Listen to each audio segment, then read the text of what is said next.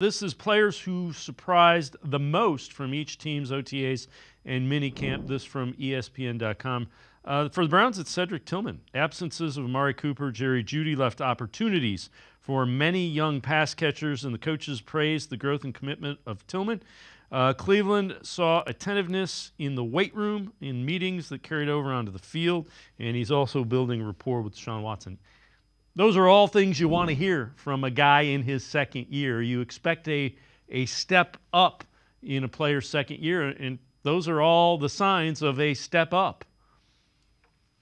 That's why they always say the biggest jump you usually see in a player from any sport is year one to year two. And with Cedric Tillman, I always thought the big thing with him is he has the physical tools. He was physically ready to kind of play in the NFL, but the difference in why he maybe didn't have as good of a rookie season, I think some people were hoping for, is just sometimes it's just attention to detail. In the NFL, in an NFL scheme, there's far more attention to detail. There's far more nuance than in your typical college scheme. And Tennessee is kind of more of a rudimentary college schemes. And that's a common thing that you see with a lot of guys is they just have to learn how to play the NFL game, the mental aspect of that, because it is a jump, not just physically, but you also have to understand how to think the game in certain ways because you have to operate in those fine margins. And I think we saw that with Tillman last year. Physically, he was ready for it, but I think just that attention to detail and route running and certain things, it needed to be sharper. And, by that account, it seems like it's gotten sharper. That now that he has an offseason to understand what he really needed to refine, that's why I think this is a good chance for him to really